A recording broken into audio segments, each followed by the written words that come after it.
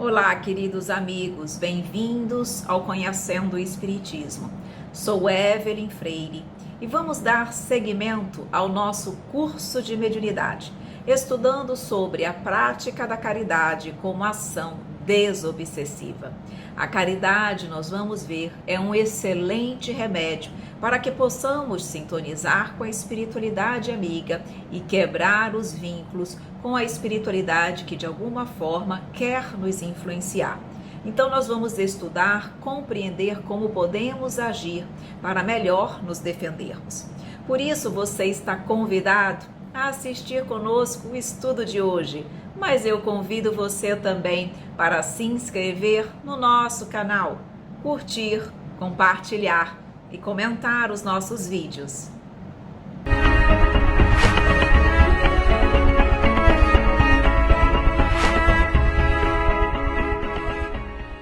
Olá, queridos amigos, estamos de volta aqui no nosso curso de mediunidade, estudando hoje sobre a prática da caridade como ação desobsessiva.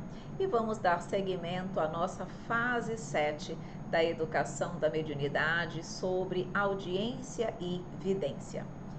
Queridos amigos, já falamos sobre obsessão, já vimos aí vários assuntos antes da aula de hoje, mas nós vamos falar sobre a caridade e vamos falar também como nos prevenirmos das obsessões.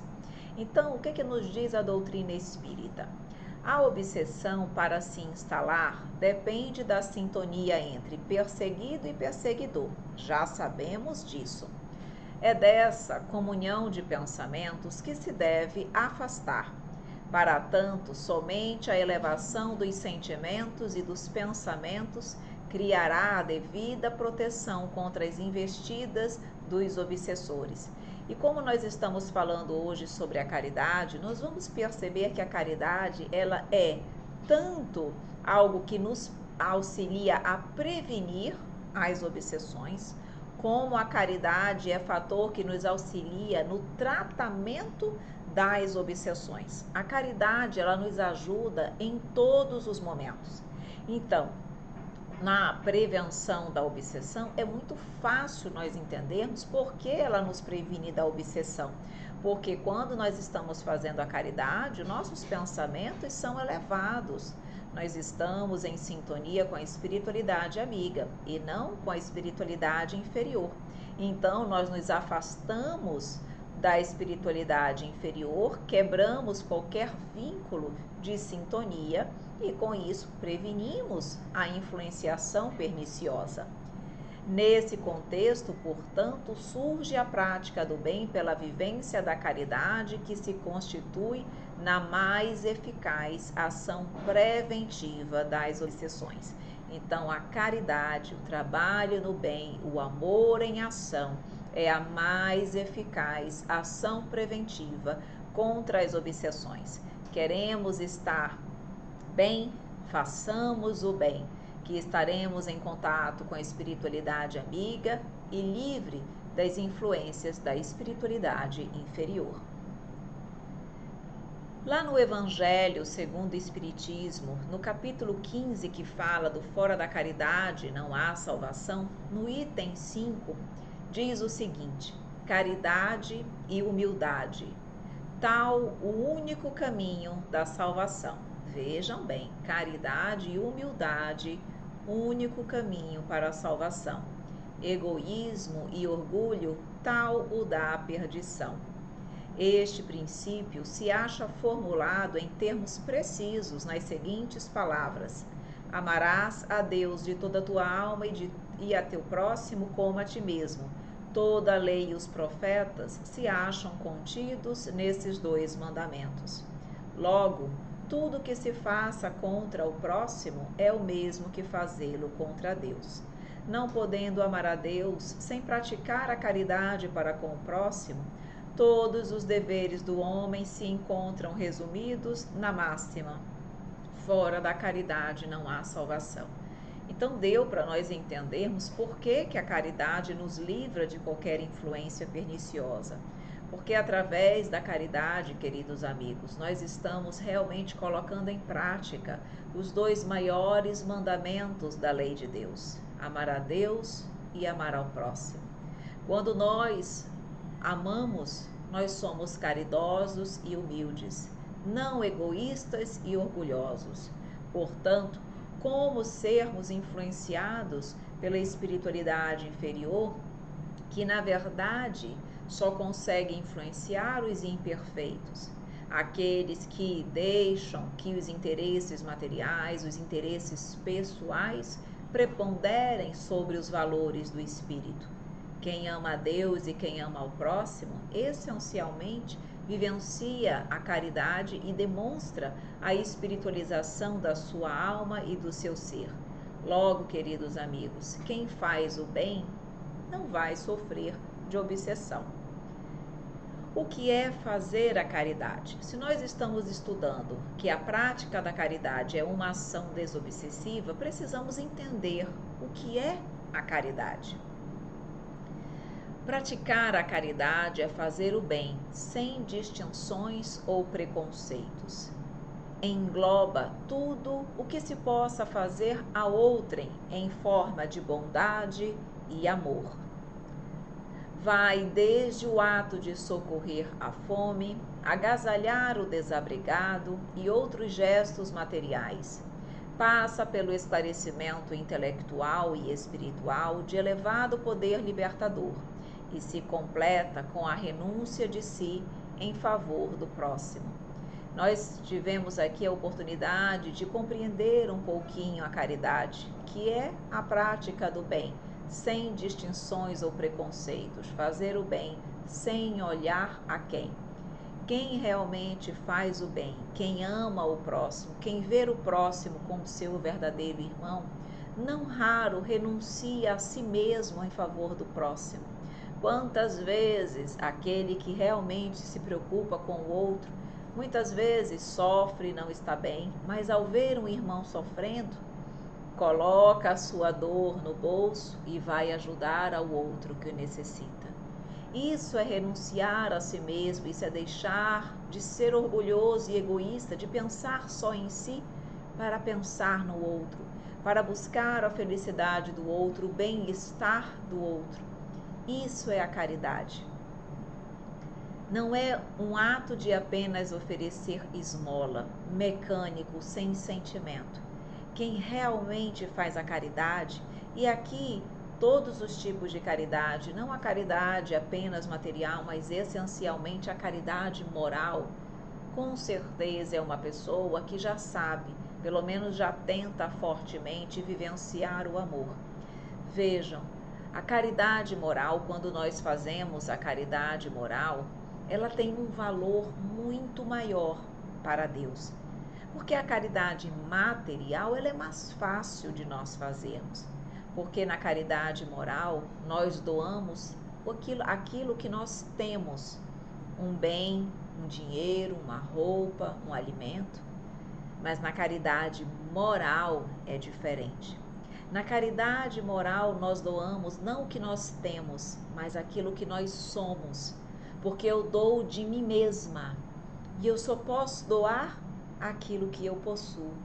Então, como eu posso ouvir, como eu posso dar um sorriso, como eu posso dar um aconchego, como eu posso dar um abraço, como eu posso dar amor, se eu não possuo essas virtudes dentro do meu ser? Então, é muito mais difícil nós fazermos a caridade moral e mais fácil a material, mas todas são benéficas perante o Pai e ajudam o nosso próximo. Que nós possamos trabalhar sempre a caridade, mesmo que seja inicialmente a material mais fácil, e pouco a pouco adentremos na moral. Lá no Livro dos Espíritos, na questão 886, tem a seguinte pergunta: qual o verdadeiro sentido da palavra caridade, tal como Jesus a entendia?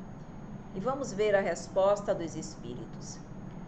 Benevolência para com todos, indulgência para com as imperfeições dos outros, perdão das ofensas, que é o que nós chamamos de BIP. benevolência, indulgência e perdão. Vamos entender o que é ser benevolente? Vamos entender o que é ser indulgente? Vamos entender como perdoar, o que é perdoar? Então, primeiro, benevolência. Entende-se por benevolência toda disposição favorável com o próximo. É o que demonstra afeto, amizade, fraternidade, respeito. É o que distribui o sustento ao corpo no aprendizado e no ensino da solidariedade. Mas é também o que distribui alegria, bom ânimo, esperança em benefício do próximo. Benevolência é fazer o bem. Quando nós temos essa disposição favorável para com o próximo, nós temos amizade, afeto, fraternidade, respeito, nós nos colocamos ali à disposição para acolher, para amparar, para aliviar, para apacentar as ovelhas, como disse Jesus para Pedro: Simão, apacenta as minhas ovelhas. Nós, quando somos benevolentes, nós nos colocamos ali na condição, na posição do mestre e também apacentamos as suas ovelhas, distribuindo alegria, bom ânimo, esperança em benefício do próximo. Emmanuel, no livro Fonte Viva, lá no capítulo 60, nos traz orientações importantes sobre a benevolência. Vamos conhecer. A caridade é sublime em todos os aspectos sob os quais se nos revele, e em circunstância alguma devemos esquecer a abnegação admirável daqueles que distribuem pão e agasalho, remédio e socorro para o corpo, aprendendo a solidariedade e ensinando-a. O aviso do instrutor divino nas anotações de Lucas significa: dai esmola de vossa vida íntima, ajudai por vós mesmos, espalhai alegria e bom ânimo, oportunidade de crescimento e elevação com os vossos semelhantes. Sede irmãos dedicados ao próximo, porque em verdade o amor que se irradia em bênçãos de felicidade e trabalho, paz e confiança é sempre a dádiva maior de todos. E nós procuramos essa dádiva, procuramos para nós e também devemos saber dar aos outros, aqueles que também necessitam. E vejam que quando Emmanuel fala da esmola da vossa vida íntima, é dar a caridade moral, dar do nosso tempo, do nosso amor, das nossas possibilidades, do nosso carinho, da nossa fraternidade, da nossa paciência, da nossa humildade. Percebam, queridos amigos, que nós temos diariamente oportunidades de sermos benevolentes. Se não temos recursos materiais, temos inúmeros recursos espirituais, que se nós quisermos, nós podemos sim doar ao próximo e ajudá-lo a aliviar as suas dores, diminuindo tantos infortúnios que batem as portas de nossos irmãos, também as nossas portas, mas de muitos de nossos irmãos.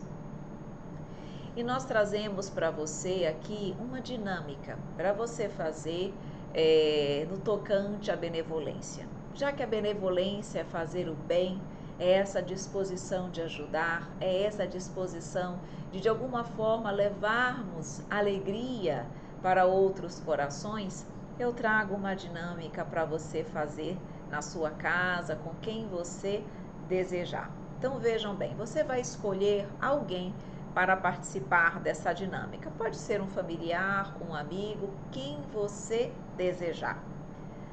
Você, ao escolher essa pessoa, pedirá que a pessoa lhe pergunte: você gosta de mim? Então você vai conversar, escolher essa pessoa e essa pessoa vai perguntar de você: você gosta de mim? E você responderá: sim, apenas sim. E ela vai lhe perguntar novamente: mas por quê? E aí, nesse momento, você dirá uma característica, a razão pela qual você gosta da pessoa. Nós temos o hábito de destacar os defeitos dos outros, mesmo daqueles que nós amamos. Mas essa dinâmica é diferente, é a dinâmica da benevolência. Vamos destacar as virtudes, aquilo que nos encanta, aquilo que nos faz admirar a pessoa. Então, nós vamos começar a trabalhar no nosso coração a caridade. Nesse momento, a benevolência para com o nosso próximo. Então faça com o seu marido, com a sua esposa, com o seu filho, sua mãe, seu pai, irmão, quem você desejar. Mas não perca a oportunidade de ser benevolente no dia de hoje. Vamos agora para a indulgência. Estamos estudando, vocês viram, a caridade como a entendia Jesus. Ele não disse benevolência para com todos? Indulgência para com as imperfeições dos outros e perdão das ofensas? Então vamos entender o que é a indulgência? E vejam, é a capacidade de ser tolerante com as ações ou imperfeições dos outros. É agir com bondade, fraternidade, solidariedade, misericórdia nos relacionamentos pessoais. Vejam, ser tolerante com as imperfeições do outro não significa concordar com os equívocos perpetrados pelo outro, mas compreender que todos nós estamos em evolução. Compreender que o erro de hoje muitas vezes nos traz o arrependimento, nos faz repensar atitudes e nos leva para o caminho do bem. Sermos indulgentes é nos percebermos que aquela pessoa que ainda erra, ela já tem virtudes. Ela não é uma pessoa só repleta de imperfeições. É procurarmos destacar também o que a pessoa tem de bom e não nos prendermos excessivamente naquilo que ela ainda precisa se trabalhar. Sermos indulgentes é lembrarmos do mestre querido com a mulher adúltera, que ali a ponto de ser apedrejada, Jesus fez com que todos refletíssemos. Quem estiver sem pecado, atire a primeira pedra. E nenhum daqueles que acusavam aquela mulher ali ficaram. E depois, quando ele perguntou onde estavam aqueles que a acusavam, e ela disse: foram embora, Senhor. E ele disse: se eles não te condenaram, eu também não te condenarei. Vá, sigas e não voltes a pecar. Jesus, naquele momento, ao dizer vá e não voltes a pecar, demonstrou a ela que o ideal é que ela pudesse se renovar como pessoa, não mais agindo de forma equivocada, mas que ela pudesse se renovar através do amor. Mas ele não a condenou, não a julgou, ele foi tolerante, compreensivo, fraterno, misericordioso com a sua imperfeição. E assim como ele foi com a mulher adúltera, assim como nós somos muitas vezes indulgentes para com os nossos familiares amados que, ao errarem, nós não nos fixamos apenas no erro, mas compreendemos a sua condição e procuramos destacar o que eles têm de bom, nós devemos também ser indulgentes com o nosso próximo, não só com os nossos familiares e com aqueles que nós amamos, mas com o próximo. Eles também merecem a nossa indulgência, assim como nós mesmos necessitamos da indulgência do Pai, porque não somos perfeitos. Vamos ouvir ainda um pouquinho de Emmanuel, lá do livro Pão Nosso. Ele diz: sejamos compreensivos para com os ignorantes, vigilantes para com os transviados na maldade e nas trevas, pacientes para com os enfermiços, serenos para com os irritados e, sobretudo, manifestemos a bondade para com todos aqueles que o Mestre nos confiou para os ensinamentos de cada dia. Busquemos o amor fraterno, espontâneo, ardente e puro, A caridade celeste não somente espalha benefícios, mas irradia também a divina luz. Isso é ser indulgente, tolerante para com as imperfeições e as ações do nosso próximo. E aqui, meus queridos amigos, nós ainda vamos refletir sobre a indulgência, trazendo a seguinte orientação. Indulgência é entendimento, compreensão, é colocar-se no lugar do outro para procurar compreender suas ações e deslizes. A indulgência não prescreve a conivência com os erros alheios, mas determina que possamos auxiliar o próximo a se corrigir, sabendo que o mal é um estado transitório.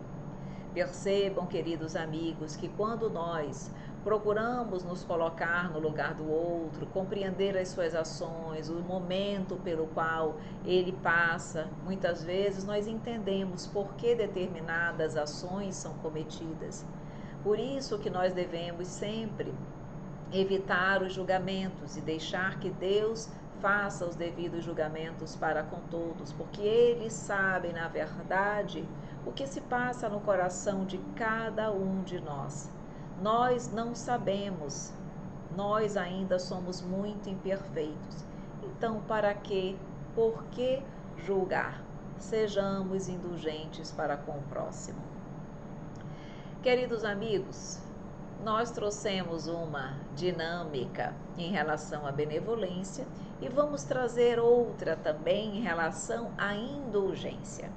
E essa dinâmica, ela se chama, é uma dinâmica, uma atividade chamada abrigo subterrâneo. Então vejam, imaginem que a sua cidade está sob ameaça de um bombardeio nuclear. Aproxima-se um homem e lhe solicita uma decisão imediata. Existe um abrigo subterrâneo que só pode abrigar 6 pessoas, mas há 14 que querem entrar. Abaixo, nós vamos trazer uma relação dessas 14 pessoas e você vai ter que fazer uma escolha, você vai ter que indicar os 6 que irão sobreviver ao bombardeio nuclear. Anote, faça a sua anotação aí, pessoal, sobre as 6 pessoas que você salvaria deste bombardeio nuclear. E agora eu vou lhe trazer as 14 pessoas. Nós temos uma adolescente grávida, sem saber o pai da criança. Temos um pai que espanca os filhos, um advogado de 25 anos que defende os criminosos, uma professora que consegue cativar os alunos, a esposa de um médico com 24 anos que tem problemas psicológicos. O casal prefere ficar junto, dentro ou fora do abrigo. Temos um padre de 75 anos, um assassino de 50 anos, um menino com 15 anos de idade, um mendigo que mora nas ruas, um trabalhador que sofre preconceitos por ser negro, um ladrão de 28 anos que só aceita entrar no abrigo se puder levar a sua arma, uma menina de 12 anos com síndrome de Down, um homossexual de 40 anos e um idoso com problemas visuais e auditivos.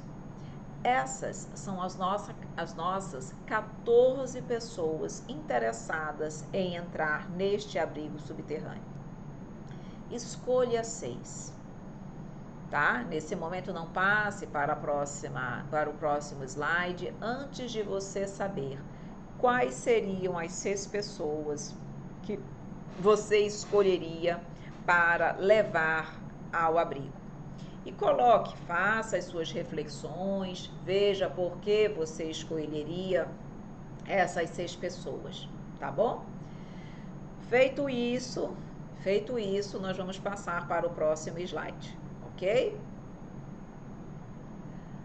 Primeira pergunta que eu trago para você é: o que você usou como critério de seleção? Será que houve algum preconceito que facilitou a sua escolha?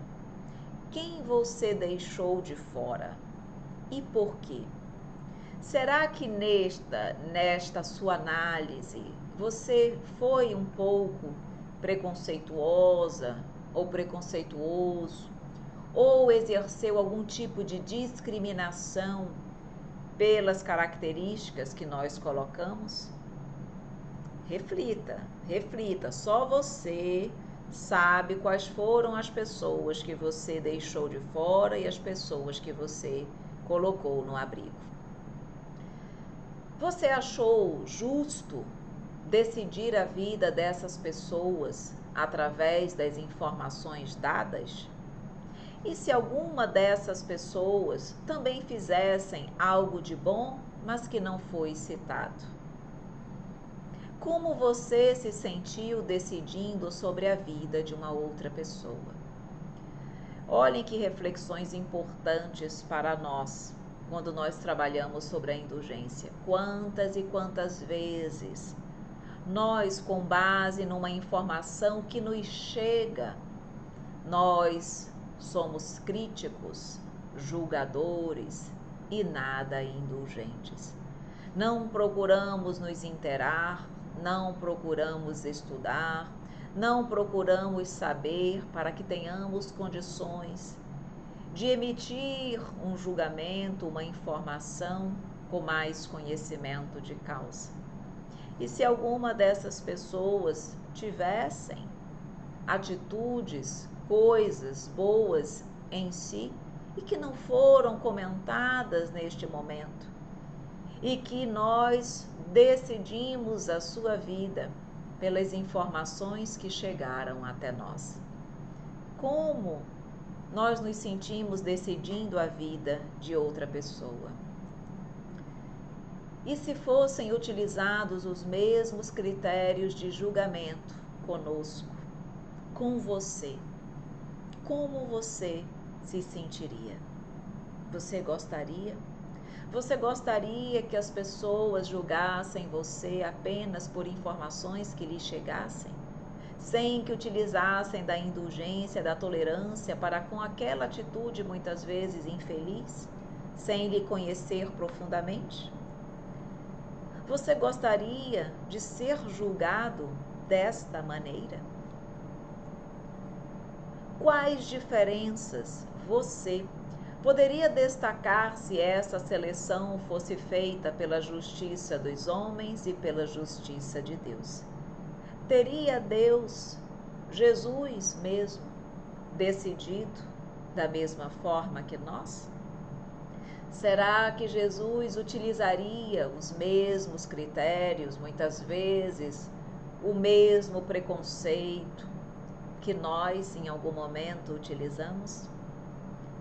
Percebem, queridos amigos, como ainda nos falta muita indulgência em nossas vidas e em nosso coração? É importante nós estarmos fazendo essas atividades, essas reflexões que nos levam a graves reflexões fundamentais e importantes para a nossa reforma íntima. Mas agora vamos falar sobre o perdão. Terceiro ponto da caridade como a entendia Jesus. O perdão constitui-se dissolvente do mal, base da saúde emocional, fator de proteção espiritual e equilíbrio do ser humano. Nessa perspectiva, é ato unilateral que dispensa a concordância do outro. Se o desafeto for incapaz de perdoar, o tempo haverá de lhe clarear a consciência, mostrando-lhe o equívoco da vingança, do ódio e da mágoa. O perdão dissolve o mal, nos traz saúde emocional, nos protege espiritualmente porque quebra qualquer vínculo com a espiritualidade inferior e nos traz equilíbrio. É ato unilateral? Sim, porque depende de mim mesma de eu perdoar, mesmo que o outro não me dê o seu perdão e ele está em seu direito. Mas se eu posso perdoar, eu vou perdoar. Se o outro ainda me vir como inimigo, também é escolha dele. O importante, queridos amigos, é que eu perdoe, eu me liberte. Qualquer mal que me for feito, que eu saiba perdoar, que eu saiba amar, que eu saiba retribuir o mal com o bem, que eu saiba amar os meus inimigos, que eu saiba dar a outra face, que eu finalize qualquer gesto, ato de maldade, de ódio, de desavença, que eu seja ponto terminal, mas que o amor prepondere na minha vida. Trazemos ainda uma outra observação de Emmanuel, lá no livro Vinha de Luz. Os expoentes da má-fé costumam interpretar falsamente as palavras do Mestre com relação à resistência ao mal. Não determinava Jesus que os aprendizes se entregassem inermes às correntes destruidoras. Aconselhava que nenhum discípulo retribuísse violência por violência. Enfrentar a crueldade com armas semelhantes seria perpetuar o ódio e a desregrada ambição no mundo. O bem é o único dissolvente do mal em todos os setores, revelando forças diferentes. Jesus, todavia, nos aconselha a defesa do perdão 70 vezes 7, em cada ofensa, com a bondade diligente, transformadora e sem fim. Queridos amigos, o bem é o único dissolvente do mal em todos os setores da vida. Enquanto nós não nos conscientizarmos disso, não conseguiremos verdadeiramente crescermos e evoluirmos e deixarmos as sombras que ainda habitam em nossos corações. Nós não devemos retribuir violência com violência. Quando nós, ao recebermos ódio, damos amor, isso causa tamanha surpresa naquele que é o ofensor, que o faz perceber o caminho, muitas vezes, equivocado que ele resolveu tomar. O desperta para os verdadeiros valores da vida, o desperta para o amor, para a fraternidade, para o perdão. E pode surgir nele, a partir daquele teu ato de benevolência, de perdão, de caridade, de amor, a chama, exatamente aquilo que aquela pessoa precisava para se modificar, para se transformar, para escolher o caminho do bem e não o do mal.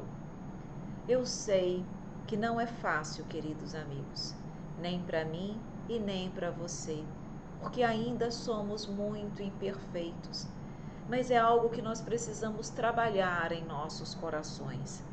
Nós precisamos ter essa consciência, entendermos isso, e aí começarmos o processo de reforma íntima, de renovação do nosso coração e do nosso ser. Através deste trabalho doloroso, queridos amigos, mas ao mesmo tempo que nos traz uma felicidade tão grande quando nós conseguimos vencer a nós mesmos, que cada vez mais vamos encontrando ânimo, força, coragem dentro dos nossos corações para continuarmos nesse trabalho de renovação e de reforma íntima. Então, o amor, sempre o amor, só o amor transforma, só o amor dissolve todo o mal, toda a vingança, tudo aquilo que nos distancia da felicidade, da perfeição. E nós trazemos mais uma dinâmica para você. Já trouxemos a dinâmica da benevolência, da indulgência, agora do perdão. Vejam na foto, imaginem que nós estamos, na realidade, que nós estamos carregando uma pedra que nos foi atirada. Então, uma pedra, uma pedrinha, foi atirada por alguém e decidiram guardar a pedra para devolvê-la quando tivessem a oportunidade. E nós devemos, durante a dinâmica, ficar com essa pedra na mão e não soltar para nada enquanto não devolvermos aquela pedra. Você pode, na sua casa, colocar o que você quiser na sua mão. Pode ser uma meia enroladinha, pode ser um bombom, alguma coisa maior que você tenha, pode ser uma folha de papel que você enrola como se fosse uma pedrinha, mais ou menos aí como está na figura. Mas faça algo e imagine que essa é uma pedra que foi atirada por alguém, tá, na sua direção, e você guardou essa pedra para devolver. Pois muito bem, então com esta pedrinha na sua mão, você vai, por exemplo, tentar tirar um sapato. Se o seu sapato for de cadarço, melhor. Se for um cadarço que você tira sem precisar da mão, não conta. Eu quero que você faça atividades que você precise utilizar as suas mãos.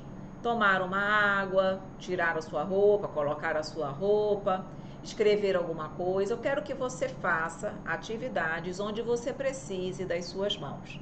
E você vai tentar realizar essas atividades com a pedrinha na mão. Você não pode tirá-la em hipótese nenhuma, tá?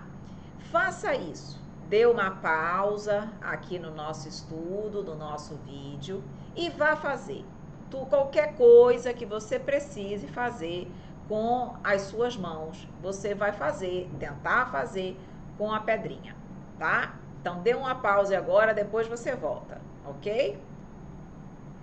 E aí, tentou? Fez? Pois muito bem. Vamos agora, então, fazer a seguinte reflexão. Você se sentiu incomodado ao realizar as atividades com a pedrinha na mão? Foi a mesma coisa? Foi tão fácil quanto se você estivesse com as suas mãos vazias? Acredito que não. Não teria sido melhor realizar as atividades com as mãos livres? Muito provavelmente. E se a pessoa que atirou nunca mais aparecesse? Você teria que ficar a sua vida toda fazendo tudo com essa pedra na sua mão? Uma mágoa, uma ofensa atrapalha a vida de quem a carrega? Percebam que nós estamos aqui comparando essa pedrinha com uma mágoa, uma ofensa, com algo que nós carregamos e que nos atrapalha na vida, que nos dificulta realizar todas as nossas atividades. Uma mágoa, uma pedrinha, uma ofensa atrapalha a vida de quem a carrega? Atrapalha a vida de quem está com ela na mão? Com certeza. E se eu nunca puder retribuir, eu vou passar a minha vida toda carregando aquela mágoa, aquela ofensa, aquela pedra que me impede de fazer tudo de forma muito mais simples? Quando não liberamos, não damos o perdão a uma pessoa, quando não largamos essa pedra, quem é que mais sofre? É aquele que não foi perdoado ou é aquele que não deu o perdão? Quem fica mais incomodado? Não somos nós que não perdoamos? Quando perdoamos, nos sentimos mais livres e mais leves? Quando nós soltamos a pedrinha e voltamos a ficar com as mãos livres, isso é bom? Isso facilita? Isso me deixa mais livre e mais leve? Sem a menor sombra de dúvidas. Então, quando eu libero a pedrinha da mágoa, quando eu libero a pedra da ofensa, quando eu solto a pedra da vingança, quando eu solto a pedra do ódio, eu sou mais feliz. Eu não tenho nada me aprisionando, me evitando de caminhar, de seguir em frente. É por isso também, queridos amigos, que o Mestre querido nos falou da caridade, da benevolência, da indulgência e do perdão, para que nós pudéssemos ser felizes. Ele sabe disso, ele sabia disso, e é por isso que nós compreendemos por que Jesus, durante a sua estada na terra, vivenciou e exemplificou o amor e a caridade e a benevolência e o perdão e a indulgência. Queridos amigos, é o que nós devemos buscar, é o que nós devemos procurar para também sermos mais felizes. E trazendo algumas reflexões finais. Vejam, o espírita, onde, quando e como se encontre, deve filiar-se a uma atividade que lhe exercite a prática da caridade, buscando aquela com a qual guarde maior afinidade. Percebemos aqui o quão importante é o desenvolvimento da caridade para a nossa vida, para o nosso crescimento, para o nosso bem-estar. Precisamos sim trabalhar no bem. Então nós estamos aqui aprendendo, estudando, isso é maravilhoso. O estudo é maravilhoso, mas só ele não basta. Eu preciso sair da minha comodidade, preciso fazer o bem. Preciso trabalhar, preciso ser útil, preciso ajudar. E vem aí a caridade como essa oportunidade para que todos nós realmente nos aproximemos de Deus e nos distanciemos, obviamente, dos espíritos ainda imperfeitos e infelizes. Eles também, no momento certo, na hora certa, descobrirão o amor. Mas eu já conheço este sentimento, então eu preciso realmente vivenciá-lo. O médium, em especial por necessitar melhor compreender os espíritos sofredores, exercitam esta compreensão em atividades junto aos sofredores encarnados.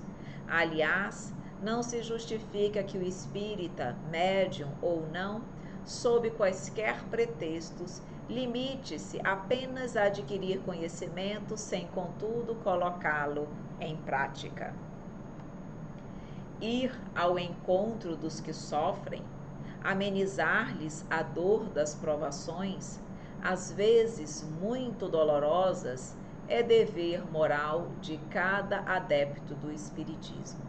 É dever moral de todo aquele que se intitula cristão. E quando nós ajudamos também aqueles que nos obsediam, aqueles que estão de alguma forma me influenciando para o mal, eles também são nossos irmãos e por eles também devemos trabalhar, orar e procurar-lhes fazer o bem.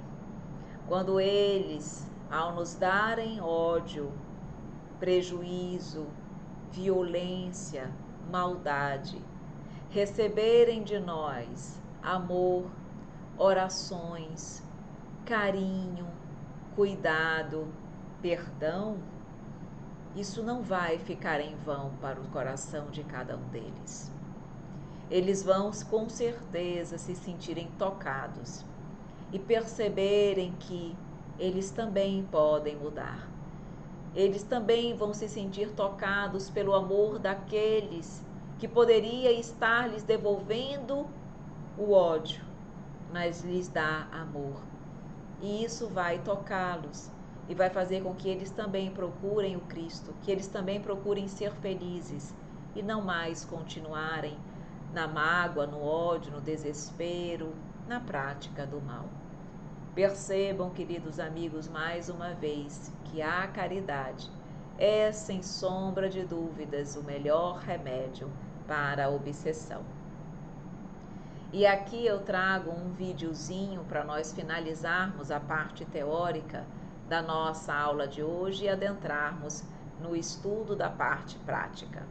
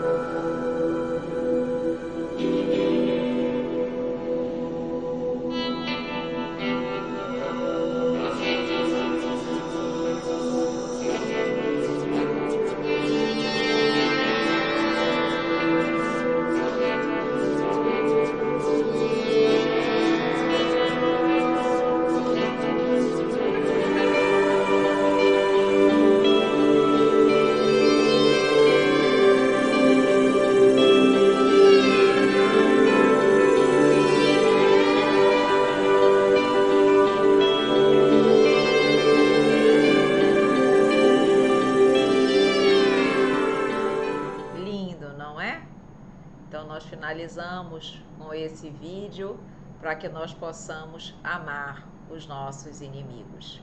Vamos agora, então, meus queridos amigos, dar início à fase 7 de audiência e vidência, tá? A fase 7 da nossa educação da mediunidade.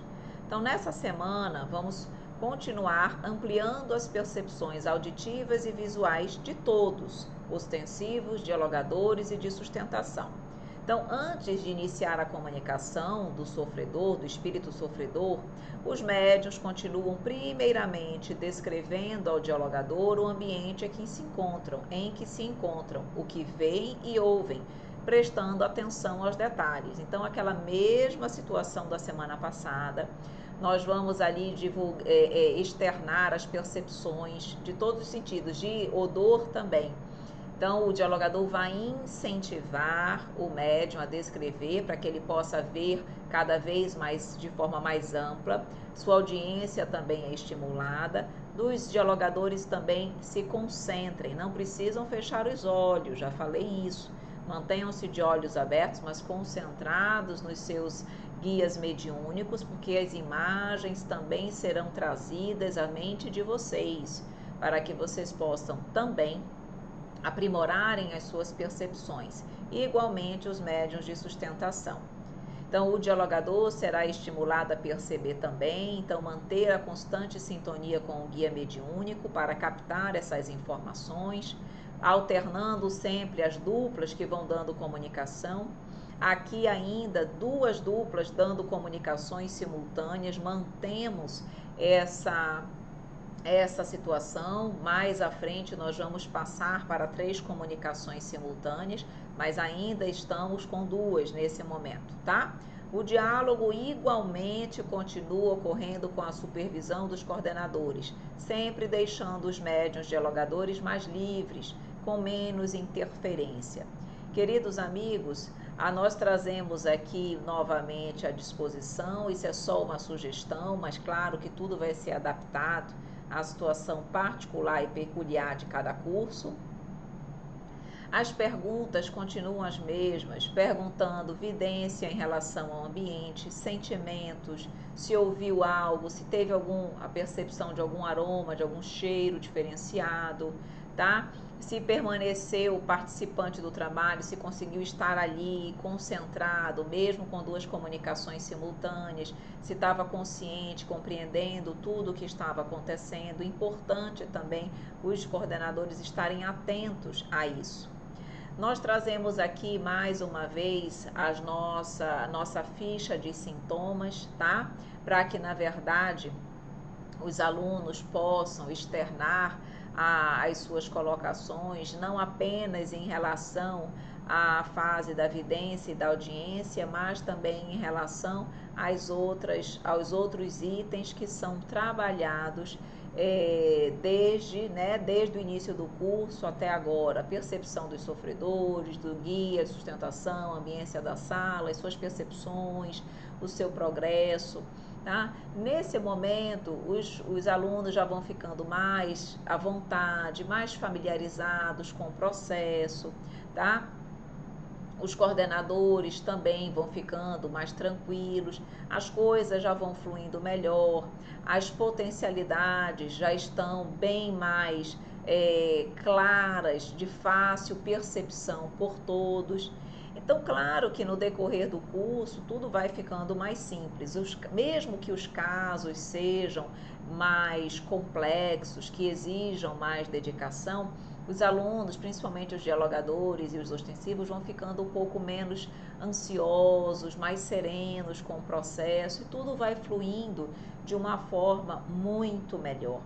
O importante é perseverarmos no bem, sempre procurando fortalecer a equipe, procurando realmente estar próximos, coordenadores estando próximos dos alunos, se colocando à disposição para ajudar em eventual dificuldade.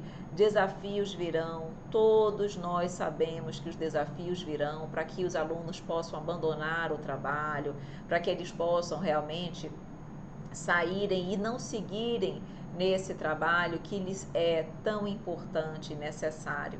Mas, queridos amigos, se estivermos todos juntos, um apoiando os outros, coordenadores e alunos, nós conseguimos seguir adiante. Desafios fazem parte da nossa vida, mas eles existem para serem superados, para nós os vencermos e não o inverso. Então, sigam persistentes, sigam estudando, não desanimem, porque quanto mais fortalecidos vocês estiverem, melhor trabalhadores da mediunidade vocês serão. E, consequentemente, vocês também encontrarão mais paz, mais serenidade e muito menos problemas, obsessões, desafios angustiosos. Os problemas existem, mas a nossa forma de lidar com eles, de vê-los, muda completamente. Perfeito, queridos amigos. Meus amores, nós finalizamos então mais uma aula, tá bom? Quero agradecer a você pela sua participação, por estar conosco aqui em mais uma aula do nosso curso de mediunidade. Ainda tem muito conteúdo pela frente. Nosso curso é um curso extenso, mas quanto mais estudo nós tivermos, melhores trabalhadores nós seremos. Muito obrigada então pela sua presença. Siga-nos nas nossas redes sociais, no nosso YouTube, no nosso Instagram, no nosso canal do Telegram, nosso portal, nosso site, nosso e-mail, nossos e-mails para dúvidas e outros questionamentos e nosso WhatsApp e Telegram. Meus queridos amigos, muito obrigada mais uma vez. Um grande beijo, um grande abraço e até a nossa próxima aula, se Deus quiser.